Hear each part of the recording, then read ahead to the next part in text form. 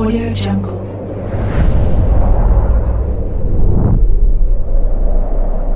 Yo, balik lagi bersama Mimin di Manhwa TV.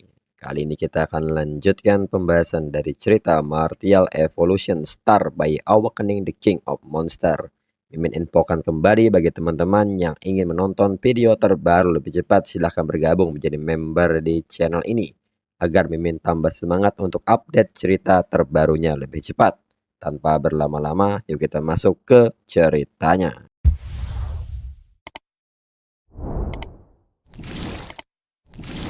Lalu kini Jue Xiao datang menyapa Yihe dan mengatakan bahwa ada sesuatu untuk dilaporkan. Yihe pun mempersilahkannya untuk menjelaskan. Jue Xiao mengatakan bahwa orang-orang dari Federasi Baiton Utara pergi ke Glass Island lagi hari ini. Beberapa kepala keluarga seni bela diri di pulau itu secara pribadi bertemu dengan orang asing itu. Yihe pun tertawa mendengarnya dan mengatakan bahwa sepertinya kata-kata Wang Ziting tidak berhasil. Kemudian saat ini Wang Ziting menjelaskan sejak pertempuran Huadu, Pulau Liuli sebuah wilayah administratif khusus negara Xia dengan otonomi tingkat tinggi telah menyimpan ambisinya sendiri. Namun situasi di perbatasan selatan negara Xia semakin tegang dengan konflik antara keluarga kekaisaran dan keluarga kerajaan. Sehingga mereka tidak punya waktu untuk menangani Pulau Liuli. Segera setelah kepala seksi Yihe menjabat, dia memusnahkan keluarga kerajaan. Jika dia juga menyapu bersih keluarga-keluarga seni bela diri di Pulau Liuli, itu mungkin akan menyebabkan kepanikan di antara keluarga-keluarga kuat di negara itu. Selain itu, meskipun kekerasan adalah cara yang paling langsung untuk menyelesaikan masalah, itu belum tentu cara yang paling tepat. Dirinya akan menangani masalah Pulau Liuli terlebih dahulu. Dirinya akan mengirim orang ke Pulau Liuli untuk bernegosiasi dan mengadopsi kebijakan yang damai terhadap Pulau Liuli. Ini juga akan membantu menstabilkan situasi domestik. Yihe pun mengerti, maka dirinya akan merepotkan Wang Ziting. Lalu Yihe yang mendengar semua penjelasan ini dari klonnya mengatakan bahwa sepertinya mereka tidak menerima kebijakan perdamaian Wang Ziting. Jika Wang Ziting menangani mereka, mereka hanya akan mengulur waktu dan berpura-pura tidak mengerti. Mereka masih secara rahasia berhubungan dengan Federasi Master. Sepertinya mereka lebih menyukai hidangan yang mengenyangkan. Dirinya mengerti, maka mereka akan lihat apakah hidangan dirinya ini keras di gigi. Yihe pun kini meminta Jue Xiao nomor 4399 untuk pergi dan laporkan kepada Wang Ziting bahwa dirinya akan pergi ke Pulau Liuli sendirian sebagai utusan khusus. Jue Xiao pun mengerti. Lalu kini berpindah ke kediaman pemilik Pulau Liuli. Salah seorang tetua mengatakan bahwa kepala seksi 1 Dragon Sparrow yang baru diangkat yaitu Yihe akan tiba sekitar 3 jam lagi. Tetua lain mengatakan menipu Wang Ziting bukanlah solusi jangka panjang, karena Yihe pada akhirnya harus turun tangan.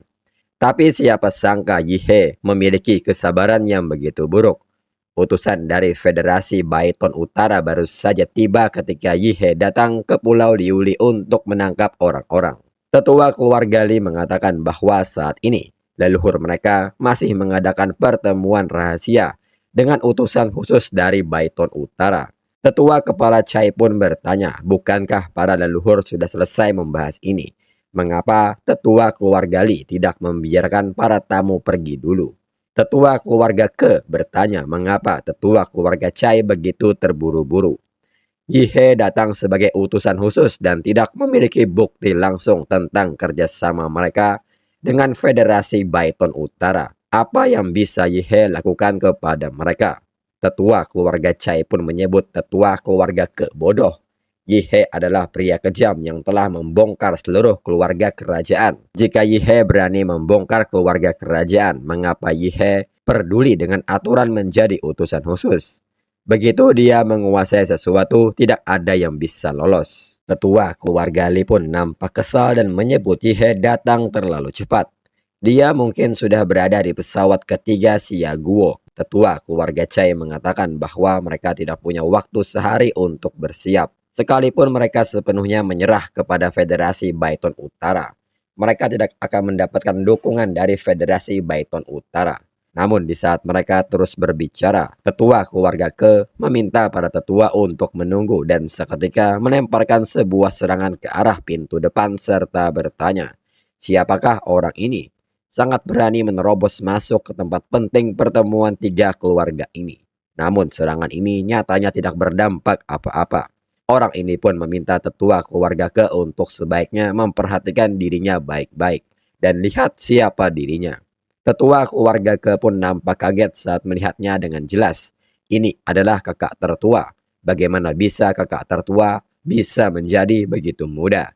Cai Wusan adalah tetua keluarga Cai, seorang pria tua kurus dengan satu kaki di peti matinya, mendekati akhir hidupnya.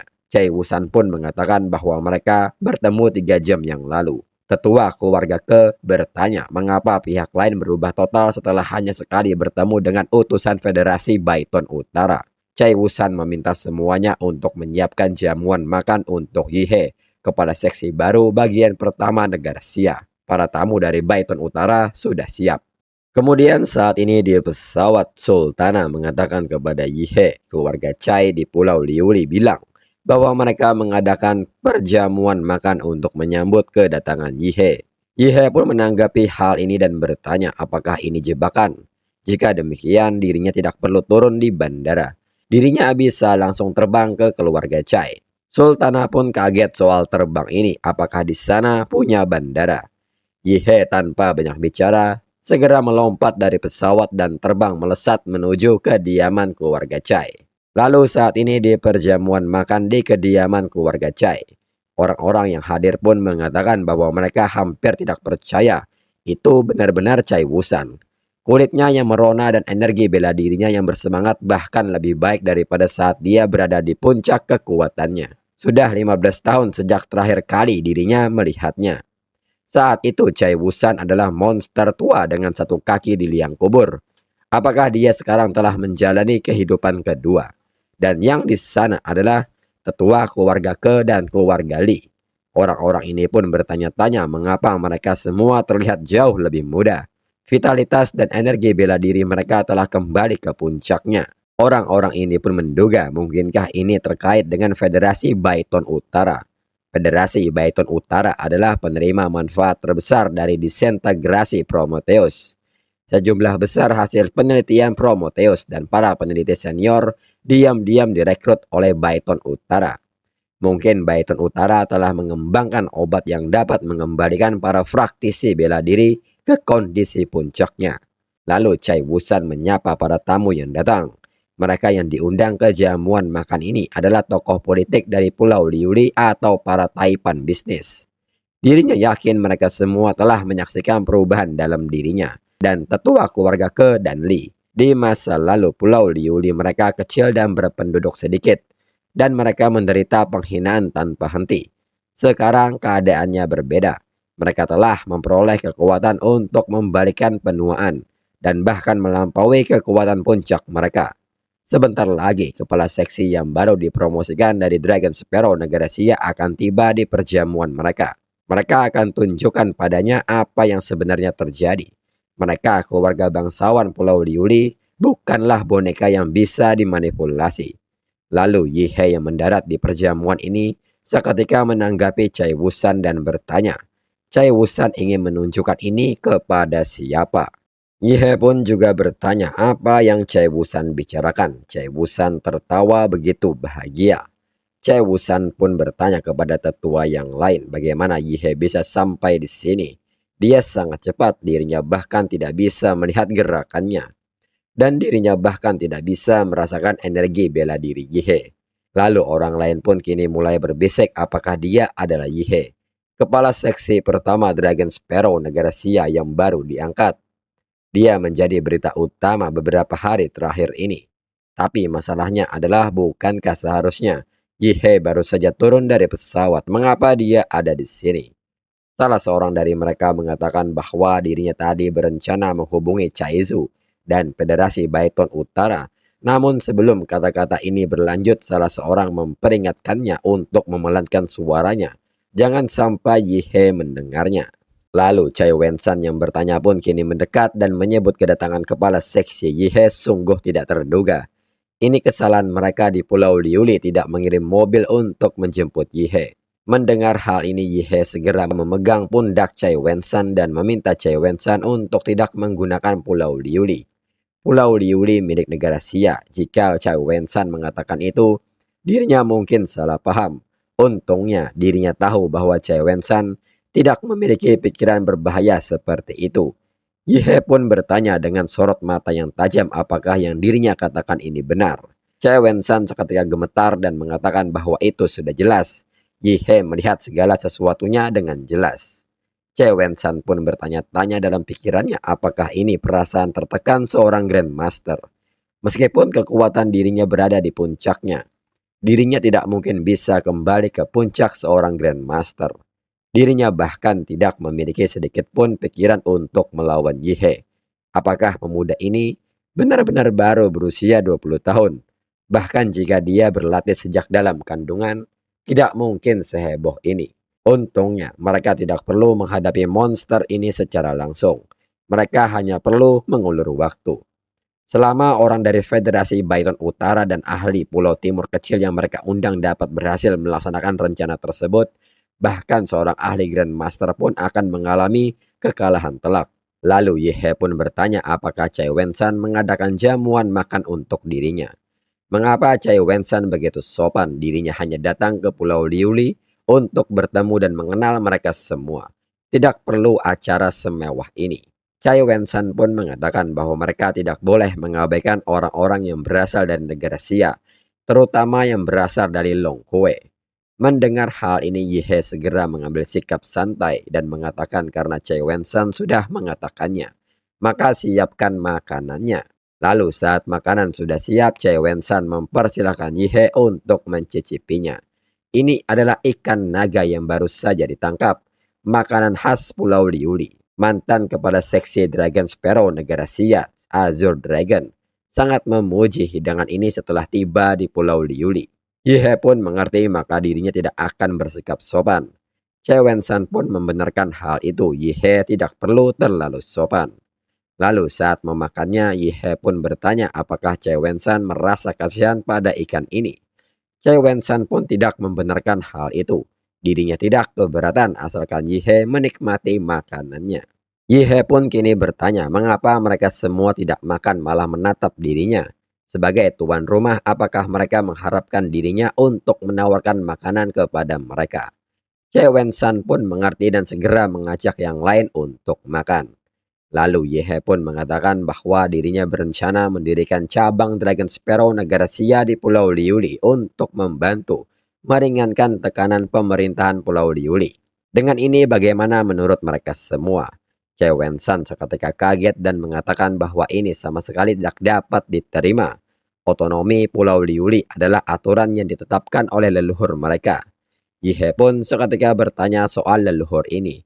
Bukankah dirinya leluhur Chai Wen-san? Chai Wen-san kembali kaget dan mengatakan bahwa itu sudah jelas. Mereka sangat berterima kasih atas kesediaan Yihe untuk berbagi beban kepada mereka. Yihe pun bertanya apakah itu sungguhan. Chai Wen-san begitu rela melepaskan kekuasaan yang Chai Wen-san pegang.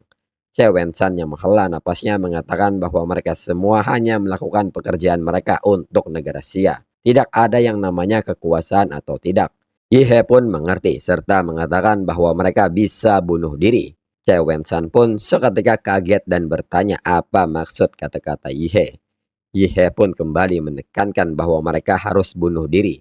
Hanya ketika Chai Wen-san mati, Chai Wen-san akan benar-benar melakukan hal-hal besar untuk negara Xia. Hingga kini Yihe melepaskan sebuah serangan ke depan meja makannya, hingga mengagetkan semua orang. Yihe mengatakan bahwa pengkhianat adalah kejahatan yang dihukum mati di tempat. Dirinya sudah menunjukkan cukup kelonggaran kepada mereka dengan membiarkan mereka bunuh diri. Chai Wen-san pun mengatakan bahwa ini agak sulit. Yihe pun bertanya soal sulit ini. Jika demikian jangan lakukan itu, maka dirinya akan membunuh mereka semua sendiri. Hingga Yihe kini melompat melepaskan serangan. Chai Wen-san mengatakan bahwa dirinya sudah mengantisipasi pertarungan ini. Tapi dirinya tidak menyangka Yihe akan begitu tidak sabar. Segera Choi Wen-san mengambil langkah mundur dan meminta tetua keluarga Ke dan Lee untuk mengaktifkan Primordial Martial Key, Golden Bell Shield, hingga serangan ini membentur pelindung ini. Yihe yang terpukul mundur pun tidak menyangka itu akan memblokir serangan cakarnya. Choi Wen-san meminta Yihe untuk tidak meremehkan mereka. Seni bela diri unik mereka dari Pulau Liuli, Hun Yuan Martial Key menggabungkan tiga elemen menjadi satu, memungkinkan seseorang untuk mengatasi rintangan besar dengan kekuatan kecil. Yihe pun mengerti maka dirinya harus merasakan keunikan Pulau Liuli. Ikan naga yang baru saja dirinya lihat cukup mengecewakan. Yihe pun kini menggunakan kemampuan Black Red Biomasa hingga memanipulasinya menjadi sebuah pelindung tangan. Dan kembali maju melompat dengan memberikan serangan berkecepatan tinggi kepada lonceng ini. Pukulan ini juga diarahkan kepada masing-masing muka yang ada di lonceng hingga membuat lonceng berputar. Meski berputar, Yihe pun tidak menurunkan kecepatan pukulannya. Yihe yang terus mengayunkan pukulannya menyebut ini tidak buruk, maka dirinya akan tambahkan beberapa mantra lagi. Hingga Yihe pun kini memutar pukulannya dan melepaskan pukulan dengan nama Windblown Knuckler Bombardment Piece. Dan akibat pukulan ini, membuat lonceng terpukul mundur cukup keras dan menghancurkan perjamuan. Namun saat Yihe memperhatikan loncengnya, Yihe cukup kaget dan bertanya apakah ini masih utuh sepenuhnya. Choi Wen-san pun bertanya apakah dirinya mengecewakan Yihe. Ketangguhan Hun Yuan bela diri melampaui imajinasi Yihe. Yihe tampaknya terlalu kurang berpengalaman untuk menembus pertahanan mereka.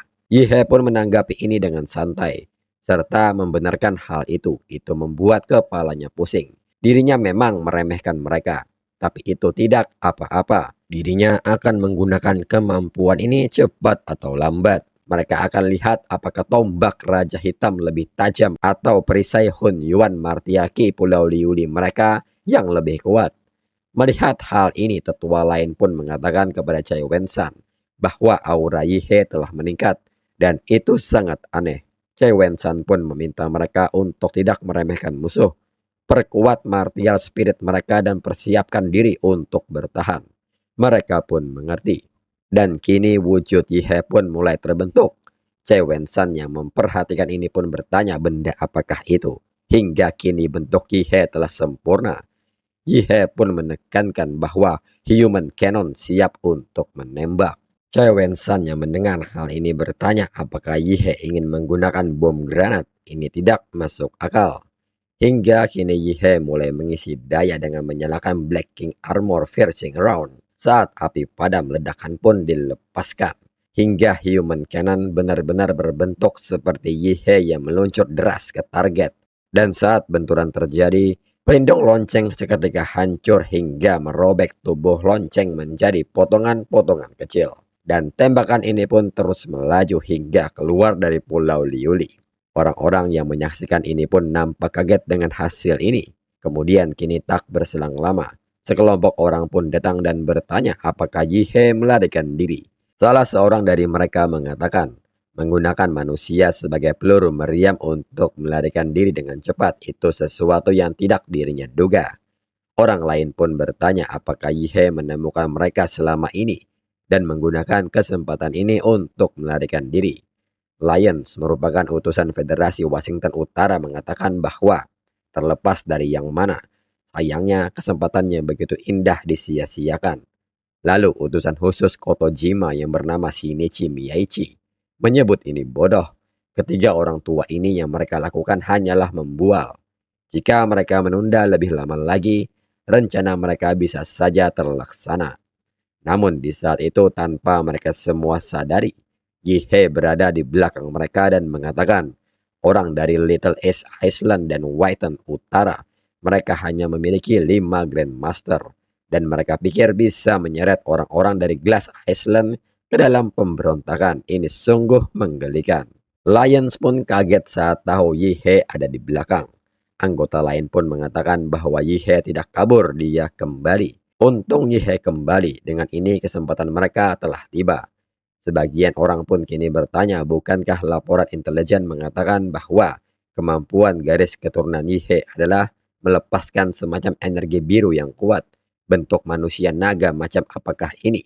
Shinichi Miyaichi pun bertanya kepada Lions apakah Lions yakin rencana mereka layak. Lions pun mengatakan bahwa itu tentu saja mungkin. Lions pun meminta Tuan Gongsi untuk menunggu 30 detik lagi dan formasi akan aktif. Grandmaster terakhir dari negara Sia akan binasa di sini. Ini adalah periode terlemah dalam sejarah negara Sia. Jika mereka tidak mengambil inisiatif untuk menyerang sekarang, mereka tidak akan pernah memiliki kesempatan lain setelah negara Sia memulihkan kekuatannya. Itulah mengapa mereka menggunakan Pulau Liuli sebagai ini untuk memasang jebakan. Selama eksplorasi sebelumnya di zona kehidupan terlarang di Samudra Timur, sebuah susunan transfer spesial terarah ditemukan di reruntuhan di dalamnya. Setelah formasi siap, makhluk-makhluk di dalamnya dapat langsung diteleportasi ke reruntuhan Laut Timur. Bahkan seorang petarung tingkat Grandmaster sekalipun, jika dilemparkan ke zona terlarang tanpa persiapan sama sekali, hampir tidak memiliki peluang untuk keluar hidup-hidup. Ini adalah perburuan yang dirancang khusus untuk melenyapkan Yihe. Maka bantai Yihe dan negara Sia adalah miliknya. Shinichi Miyaichi pun mengerti dirinya akan mempercayai Lions dari Berlin Utara sekali lagi. Hingga anggota Shinichi Miyaichi melepaskan Eastern Island Ninjutsu Kirishima Evil Smoke. Yihe yang berada dalam kabut ini pun nampak santai dengan memperhatikan keadaan sekitarnya. Dan Leon sendiri kini menggunakan sebuah item Heaven Curse hingga kutukan ini mengejar orang-orang yang hadir dalam jamuan ini. Dalam pikiran Lions, menilai dari betapa mudahnya Yihe membunuh seorang Grandmaster, seolah-olah menghancurkan seekor semut. Dirinya memang bukan tandingan Yihe dan bahkan mungkin mati hanya karena pukulan sekilas. Tapi dirinya punya lebih banyak cara untuk menyelamatkan hidupnya daripada ketiga orang tidak berguna di Pulau Liuli itu. Heaven Curse adalah sihir hitam terlarang dari zaman kuno di benua barat. Jika pemberi kutukan diserang hingga tewas, kerusakannya dapat dibagi dengan orang yang dikutuk. Dirinya tidak punya peluang untuk menang dalam konfrontasi langsung dengan Yihe. Tetapi dirinya punya peluang sangat tinggi untuk membunuhnya melalui cara-cara licik. Lalu Yihe pun kini bertanya kepada mereka apakah mereka pikir dirinya tidak bisa membunuh mereka hanya karena mereka telah menjadi tidak berbentuk. Dirinya harus belajar dari kecerobohan dan peremehan dirinya terhadap musuh di masa lalu. Lagi pula waktu dirinya juga sangat berharga. Hingga kini Yihe menelan segalanya yang berada di sekitarnya. Dan untuk episode selanjutnya tunggu 2-3 minggu lagi. Sekian dan terima kasih.